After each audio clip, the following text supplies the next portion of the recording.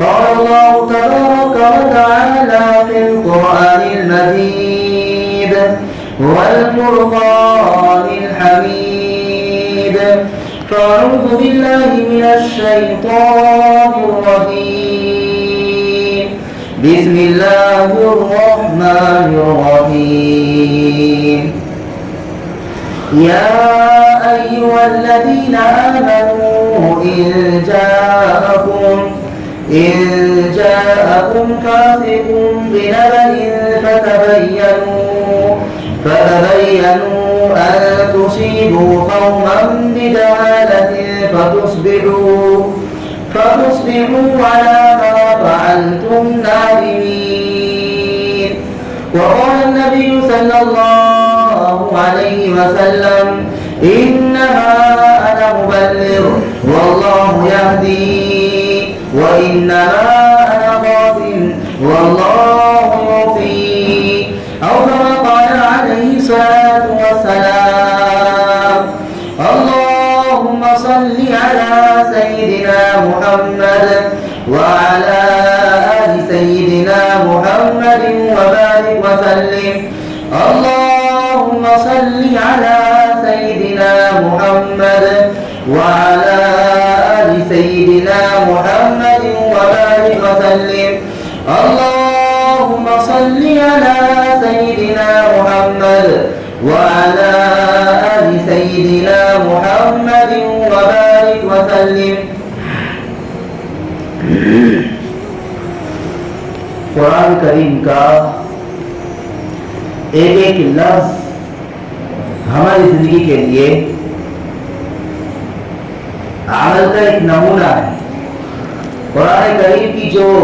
آیت میں نے آپ کے سامنے پڑھی ہے جو سورہ حجرات کی آیت ہے, یہ سورہ حجرات اگر دیکھا جائے, مطالعہ اگر کیا جائے, پوری سورہ حجرات میں جو اللہ رب العزت نے اصول اور ضوابط بتائے ہیں, اگر انسان ان اصول اور ضوابط کے مطابق اگر زندگی گزارنے والا بن جائے تو ہمارا پورا معاشرہ بالکل صاف ستھرا ہو جائے. بالکل یقینی بات ہے. یہ 2 رکوع کی سورت ہے, سورہ حجرات 26 پارے میں ہے. اس میں جو آیت میں نے آپ کے سامنے پڑھی, اس میں کہا گیا یا ایھا الذین آمنوا ان جاءکم فاسق بنبأ فتبینوا ان تصیبوا قوما بجہالۃ فتصبحوا علی ما فعلتم نادمین. اے ایمان والو, اگر تمہارے پاس کوئی غیر معتبر شخص کوئی خبر دے رہا ہے, فتبینوا, تو اس کی تم تحقیق کر لیا کرو, اس کی چھان بین کر لیا کرو. کہیں ایسا نہ ہو اس کی خبر کی وجہ سے تم غلط حرکت کر بیٹھو اور پھر اس کے بعد تم شرمندگی محسوس کرو. کہیں ایسا نہ ہو کہ اس غیر معتبر شخص کی خبر پر تم نے عمل کر لیا اور اپنی قوم کو نقصان پہنچا دیا, پھر آپ کو بعد میں شرمندگی محسوس ہو. تو فرمایا تمہارے پاس اگر کوئی غیر معتبر شخص خبر لے کر آئے تو بغیر تحقیق کے اس کے اوپر عمل نہ کرو. قرآن کریم میں اسی صورت میں بار بار ہم کو بتایا گیا,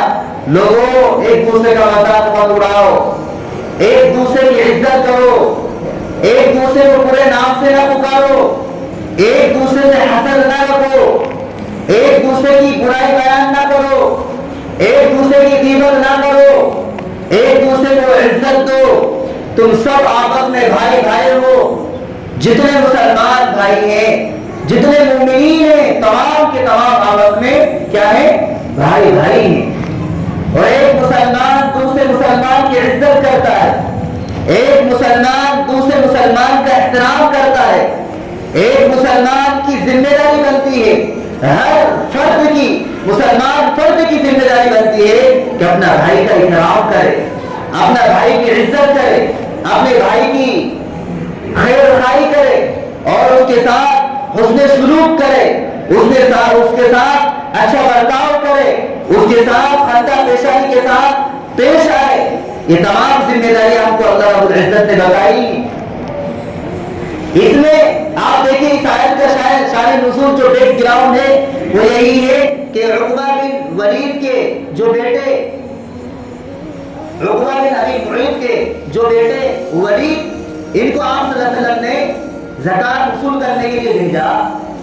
جب یہ گئے تو ان کے استقبال کے لیے قوم باہر آئی کہ چلو اللہ کے نبی صلی اللہ علیہ وسلم، حالانکہ بہت اوپر سے واقعہ ہے، مختصر بتا رہا ہوں۔ حضرت جویریہ بنت حارث رضی اللہ عنہ، جو حضرت جویریہ رضی اللہ جو امہات المؤمنین ہیں، تو ان کے والد صاحب جو حارث بن زرار، ان کے بارے میں آقا یہ خود فرماتے ہیں کہ میں اللہ کے نبی صلی اللہ علیہ وسلم کی خدمت میں حاضر ہوا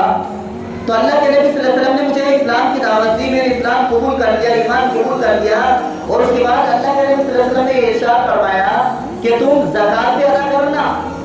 میں نے ایمان لے کر آ گیا، اسلام قبول کر لیا، اس کے بعد میں نے زکات کا بھی اقرار کیا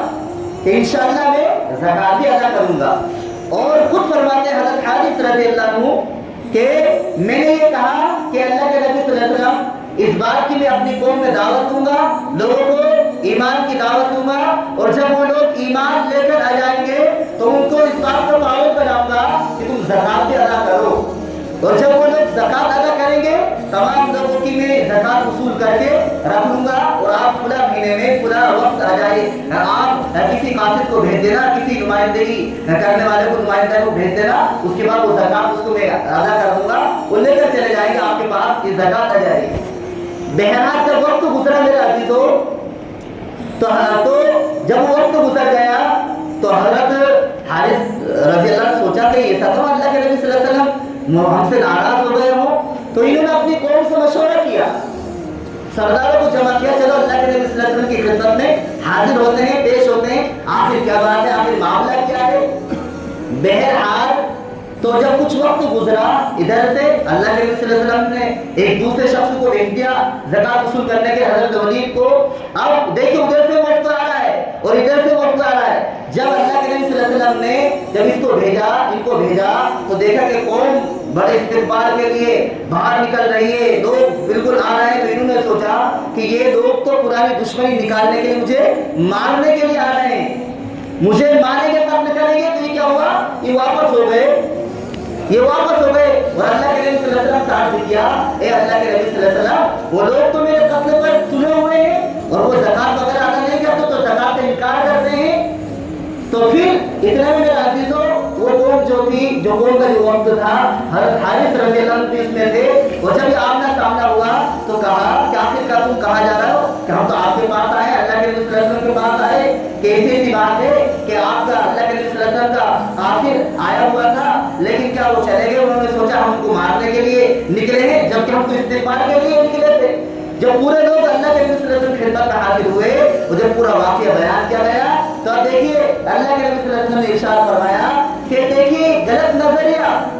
انہوں نے کیا سمجھا مجھے قتل کرنے کے لیے آ رہے ہیں، حالانکہ وہ استقبال کے لیے آ رہے تھے۔ انہوں نے زکات کو ایک جگہ جمع کر لیا تھا اور وہ بڑی خوشی سے جھوم رہے تھے کہ اللہ کے نبی صلی اللہ علیہ وسلم کا نمائندہ آ رہا ہے، ہم ان کو زکات دے دیں گے، پوری جو زکات ہے اور ان کا استقبال کریں گے۔ اور انہوں نے کیا سمجھا، نہیں مجھے قتل کرنے کے لیے آ رہے ہیں، اور یہ فوراً اللہ کے نبی صلی اللہ علیہ وسلم کے پاس پہنچ گئے۔ جب دونوں میں ٹکراؤ ہوا تو پھر انہوں نے بتایا کہ اللہ کے نبی صلی اللہ علیہ وسلم ایسی ایسی بات ہے، ہم تو ان کا استقبال کرنا چاہتے تھے اور ان کو بڑی عزت دینا چاہتے تھے، اور ہم زکات کا انکار کرنے والے نہیں ہیں، بلکہ ہم تو بہت مضبوط لوگ بن گئے ہیں، ہم ایمان لے کر آ گئے ہیں اور ہم تو زکات دینے کے لیے بالکل تیار تھے۔ تو پھر دیکھیے میرے عزیزو، اللہ کے نبی صلی اللہ علیہ وسلم لوگوں کی ذہن سازی کی کہ دیکھیے جب تک تحقیق نہ ہو، جب تک اس خبر کو آگے چلانا نہیں چاہیے۔ اور یہ قرآن کریم کی آیت نازل ہوئی، اے ایمان والو، اگر تمہارے پاس اگر کوئی غیر معتبر شخص خبر لے کر آئے فتبینوا، تو اس کی تحقیق کر لیا کرو، چھان بین کر لیا کرو، کھود پریت کر لیا کرو، کہیں ایسا نہ ہو اس بات کو آپ آگے چلا دو اور اس ایک بات کی وجہ سے پوری قوم میں افراتفری مچ جائے اور یہ پوری قوم لڑے جھگڑے میں مبتلا ہو جائے، پوری قوم میں اختلافات آ جائے، انتشار پیدا ہو جائے، آپسی میں پھوٹ پڑ جائے۔ اس لیے قرآن کریم میں جو لفظ استعمال کیا گیا فتبینوا،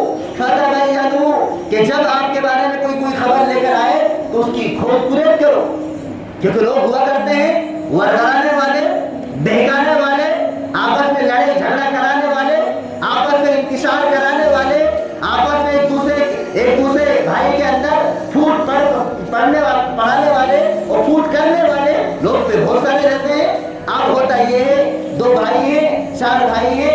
کے بارے میں ایک کے منہ پر تو یہ کہہ تیرا بھائی ایسا کہتا ہے اور اس کے منہ پر جا کر یہ کہہ تیرا بھائی تو ایسا کہتا ہے. اب تحقیق ہوئی نہیں ہے لیکن وہ بھائی آپس میں بدگمان ہو رہے ہیں, آپس میں ایک دوسرے پہ جل رہے ہیں, آپس میں ایک دوسرے پر لڑنے جھگڑے پر بالکل تیار ہے, آمادہ ہے. تو یہ معاشرے کا بہت بڑا میرے عزیزو اصول ہے کہ اگر ہم ہماری قوم کی اگر رہبری چاہتے ہیں, ہماری قوم میں اگر اتحاد چاہتے ہیں, ہم یہ چاہتے ہیں کہ ہماری قوم متحد رہے, ہمارے اندر محبت قائم ہو, ہمارے اندر کا انتشار ختم ہو, ہمارے اندر اتحاد آ جائے, ہمارے اندر محبتیں بٹنے لگے, محبت والا ماحول پیدا ہو جائے, تو جب تک تحقیق نہ ہو میرے عزیزو اس سے پہلے ہم کو کوئی بات چلانے کی ضرورت نہیں ہے. وَلَا تَنَابَزُوا, اور آگے ارشاد فرمایا اسی آیت میں, دوسری آیت میں ارشاد فرمایا کہ تم ایک دوسرے کو برا بھلا بھی نہ کہو. وَلَا تَنَا, ایک دوسرے کو فرمایا ایک دوسرے کو برا بھلا نہ کہو, ایک دوسرے کے نام کو نہ بگاڑو. اور اسی میں کہا گیا یا ایھا الذین آمنوا لا یسخر قوم من قوم عسى ان یکونوا خیرا منهم ولا نساء من نساء عسى ان یکن خیرا منهن. اے لوگو تم فرمایا یا ایھا الناس, ایک دوسرے آیت میں کہا اور اسی میں یہی کہا گیا لا یسخر, کہ تم ایک دوسرے کا مسخرہ پن نہ کرو, ایک دوسرے کا استہزاء نہ اڑاؤ, ایک دوسرے کا مذاق نہ بناؤ. ہو سکتا ہے جس قوم کو آپ بدنام کر رہے ہو یا جس قوم کے بارے میں آپ غلط بات چلا رہے ہو وہ قوم آپ سے بہتر ہو, وہ خاندان آپ سے بہتر ہو, وہ لوگ آپ سے بہتر ہو. اور پھر آگے ارشاد فرمایا کہ تم عورتوں کے بارے میں کہا گیا کہ عورتیں بھی سن لیں کہ وہ دوسری عورتوں کو برا بھلا نہ کہیں, ان کا مذاق نہ اڑائے. ہو سکتا ہے کہ وہ تم سے بہتر ہو, وہ تم سے زیادہ تعبد گزار, تم سے زیادہ دین والی ہو, تم سے زیادہ دین کو جاننے والی ہو, لیکن فرمایا کہ تم ان کے مذاق نہ اڑاؤ. نہ معلوم ہم میں سے کون شخص بہتر ہو, کس کی اللہ سے زیادہ پکڑ ہو, کس کا تعلق اللہ رب العزت سے زیادہ ہو. ولا تنابزوا بالالقاب, کہ ایک دوسرے کو تم برا بھلا, ایک دوسرے کو برے لقب سے نہ پکارو. اب نام تو کچھ اور ہے لیکن اس کو چڑھانے کے لیے, اس کو جلانے کے لیے اور اس کو تکلیف دینے کے لیے میرے عزیزو ہم ایسا نام پکارتے ہیں, ہم ایسا نام لیتے ہیں جس کی وجہ سے اس کو تکلیف ہوتی ہے, جس کی وجہ سے تکلیف ہوتی ہے. جب تکلیف ہوتی ہے میرے عزیزو, جس تکلیف کو ہم بہت چھوٹا سمجھتے ہیں, جبکہ کہا گیا یہ تکلیف دینا انسان کو بسا اوقات بہت سارے نیک اعمال سے خارج کر دیتی ہے, بہت سارے ہم نیک اعمال سے بالکل ہٹ جاتے ہیں, اللہ رب العزت کی نظروں سے ہم ختم ہو جاتے ہیں. اس لیے آپ نے وہ واقعہ سنا ہوگا, حضرت سفیان ثوری رحمۃ اللہ علیہ کے بارے میں لکھا ہے. حضرت سفیان ثوری رحمۃ اللہ علیہ نے ایک شخص کے بارے میں صرف یوں کہہ دیا تھا, صرف تھوڑا سا اشارہ کر دیا تھا, وہ عبادت کر رہا تھا, تو لکھا ہے علماء نے کتابوں میں کہ کئی سالوں تک تہجد سے محروم ہو گئے. حضرت سفیان ثوری رحمۃ اللہ علیہ کتنے بڑے بزرگ, سوچیے آپ, کئی سالوں تک اللہ رب العزت نے تہجد سے محروم کر دیا, لیکن آج ہم ایک دوسرے کو برا بھلا کہنے میں, ایک دوسرے کو نیچا دکھانے کے لیے, ایک دوسرے کو بدنام کرنے کے لیے ہم کیا نہیں کرتے بتائیے آپ. اگر تھوڑی سی اگر کسی کی عیب جوئی یا کسی کا تھوڑا سا اگر عیب پتہ چل جائے, اگر کسی کا اگر نقص اگر ہم کو پتہ چل جائے, اگر کسی کی تھوڑی سی خرابی اگر ہم کو پتہ چل جائے, تو اس خرابی کو لے کر, اس عیب کو لے کر ہم پوری قوم میں ایسے اچھل کود کرتے ہیں کہ جب تک ہم کو چین نہیں پڑتا, جب تک ہم کو آرام نہیں ملتا, جب تک کہ ہم اس شخص کو پوری قوم میں بدنام نہ کر دیں. اللہ اکبر, جب تک ہم بدنام نہ کرتے, جب تک ہم کو چین نہیں آتا. فتبینوا, جب تک تحقیق نہ ہو میرے عزیزو ہم کو ادھر ادھر کی باتیں چلانے کی ضرورت نہیں ہونا چاہیے, بلکہ اسی میں کہا گیا, اسی صورت میں کہا گیا یا ایھا الذین آمنوا اجتنبوا کثیرا من الظن ان بعض الظن اثم ولا تجسسوا. اے لوگوں تم بہت سارے گمان کرنے سے بچا کرو, بہت سارے جو گمان ہیں وہ گمان گناہ ہوا کرتے ہیں کہ بس اوقات انسان کوئی کچھ کا کچھ سوچ لیتا ہے, برا گمان کر لیتا ہے, حالانکہ اس گمان کا کوئی سرا نہیں ہوا کرتا، بلکہ وہ تو بدگمانی جو ہے ایک اپنے اندر پال لیتا ہے، جس کی وجہ سے وہ گناہگار ہوتا رہتا ہے، اور جب وہ گناہگار ہوتا رہتا ہے، جب بدگمان ہوتا رہتا ہے تو گناہوں کا بالکل ایک فرمایا پہاڑ سا بن جاتا ہے۔ حالانکہ اگر تحقیق کی جاتی ہے، اگر جائزہ لیا جاتا ہے، اگر اس چیز کی اگر فرمایا پورے جب کی جاتی ہے تو اس کی کوئی حقیقت نہیں ہوا کرتی، بس یوں ہی بدگمان ایک دوسرے سے بدگمان ہے ہم۔ جبکہ کہا گیا الحسن کہ جو اچھا گمان رکھنا بھی ایک مومن کے بارے میں اچھا گمان رکھنا یہ بھی بہترین عبادت ہے،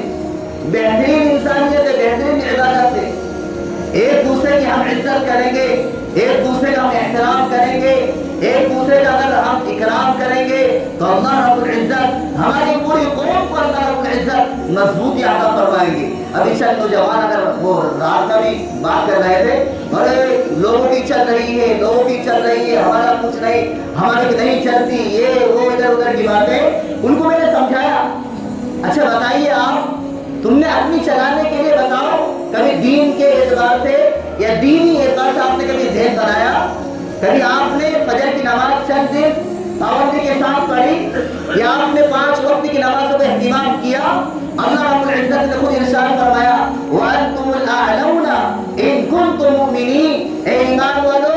تم ہی سر بلند کرو گے، تمہیں کے لیے، تمہارے لیے یہ پوری دنیا کی عزت ہے، طاقت ہے، سب کچھ تمہارے لیے، یہ سرداری تمہارے لیے، عزت تمہارے لیے، اکرام تمہارے لیے، ان کنتم مؤمنین، اگر تم مومن کامل ہو، تمہارے اندر اگر ایمان ہے، تم مومن کامل ہو، کامل ایمان والے ہو، تو یہ ساری طاقتیں آپ کے قدم چومے گی، یہ ساری جو سلطنت ہے وہ آپ کے قدم چومے گی۔ لیکن دینی اعتبار سے تو میرے عزیزو ہمارا ذہن کھوکھلا، ہم اعمال کے اعتبار سے بالکل زیرو، نمازوں کے اعتبار سے زیرو، دوسروں کے ساتھ غمخواری کرنے کے اعتبار سے زیرو، ہاں برائی کرنے میں سب سے آگے، لوگوں کو نیچا دکھانے میں سب سے آگے، لوگوں کو حقیر سمجھنے میں سب سے آگے، اور دینداری کے اعتبار سے اگر دیکھا جائے، دینداری کے اعتبار سے اگر جائزہ لیا جائے، اگر ایگزام ہو، اگر امتحان ہو ہمارا، تو میرے عزیزو بالکل زیرو نمبر آئے گا۔ تو کیا کہا گیا؟ تم کسی قوم کو برا بھلا نہ کرو، کسی قوم کو پر ہنسو نہیں، بلکہ اس کی عزت کرو۔ ہو سکتا ہے وہ قوم آپ سے افضل ہو سکتا ہے وہ مذکورات آپ سے افضل ہو سکتا ہے وہ شخص آپ سے افضل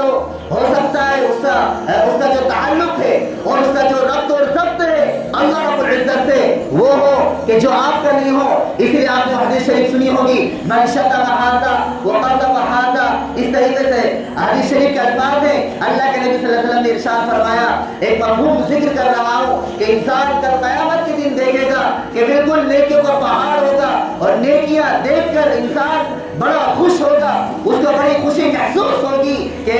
اللہ اکبر میں تو کامیاب ہو گیا، اب تو میری کامیابی اور کامیابی بالکل یقینی ہے کہ میرے تو اتنے نیک اعمال ہیں، اتنی ساری نیکیاں ہیں، اتنی ساری نمازیں ہیں اور اتنی ساری عبادتیں ہیں، اتنے سارے ذکر و اذکار ہیں، میں تو کامیاب ہو گیا۔ لیکن کیا فرمایا من شتم ھذا وقذف ھذا، کہ کسی انسان نے کسی کو برا بھلا کہا ہوگا، کسی کو گالی دی ہوگی، کسی کی عزت کو پامال کیا ہوگا، کسی کو بدنام کیا ہوگا، کسی کی عزت کو اچھالا ہوگا، کسی کی غیبت کی ہوگی، کسی کی زمین کو ہڑپا ہوگا، کسی کی زمین کو اللہ معاف کرے بغیر کسی تحقیق کے اور ناجائز مقدمات لگا کے اگر اس کو ہڑپا ہوگا، تو کل قیامت کے دن جو انسان ایک نیکیوں کا پہاڑ لے کر آئے گا اور اس کے سامنے بالکل نیکیاں بالکل پہاڑ کے مانند ہوگی، لیکن ایک شخص آئے گا، اے اللہ میرے اوپر اس نے ظلم کیا، وہ اس سے کہا جائے گا جا اس کی نیکی دے دو، اس میں سے تھوڑا اس کو دے دو۔ پھر ایک آئے گا، اے اللہ اس نے میری برائی بیان کی، اے اللہ میری زمین کو اس نے ہڑپا ہے، اے اللہ میری اس نے غیبت کی ہے، اس طریقے سے اللہ مجھے گالی دی۔ لوگ آتے رہیں گے اور اس کی جو نیکیاں ہیں، اس نے جو حج کیے تھے، اس نے جو عمرہ کیے تھے اور اس نے بے شمار جو عبادت کی تھی، اس نے جو نمازیں جو پڑھی تھی، بہت ساری جو عبادتیں ہیں، ان میں ختم ہوتے ایک وقت ایسا آئے گا، اللہ کے نبی صلی اللہ علیہ وسلم نے ارشاد فرمایا وہ جو پورا جو پہاڑ تھا، جو نیکیوں کا ایک انبار تھا، پورا ختم ہو جائے گا اور لوگوں کی قطاریں اور لوگوں کی جو لائنیں ہیں وہ بالکل باقی رہیں گی، بہت سارے لوگ پھر باقی رہیں گے۔ پھر کہا جائے گا کہ ان لوگوں کے جو گناہ ہیں اس کو اوپر ڈال دو، کیونکہ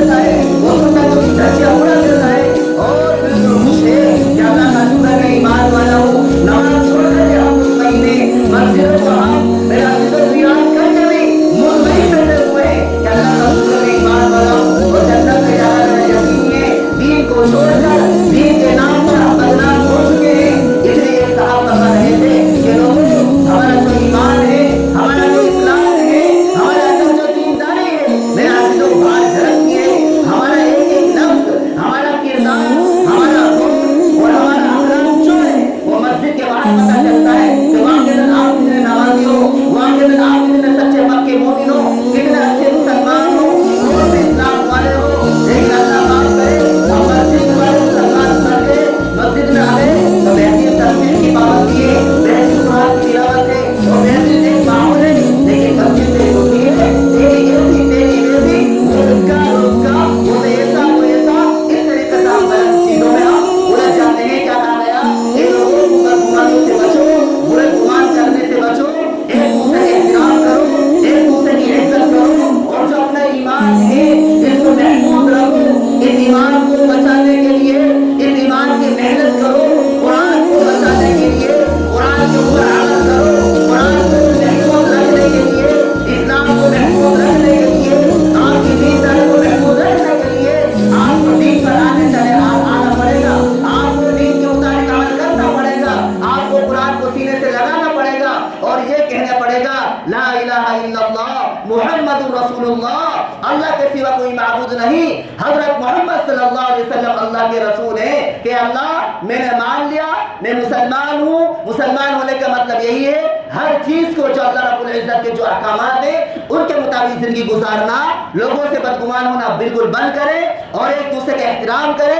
ایک دوسرے کی عزت کرے، ایک دوسرے کو عزت دیں گے انشاءاللہ اللہ رب العزت ہمارے معاشرے میں ایک بہترین پیغام اور میسج جائے گا اور اس کے ذریعے سے انشاءاللہ ہمارے معاشرے کی جو بیماریاں ہیں جو برائیاں ہیں وہ ختم ہوں گی. اللہ عمل کی توفیق عطا فرمائے. واخر دعوانا الحمدللہ.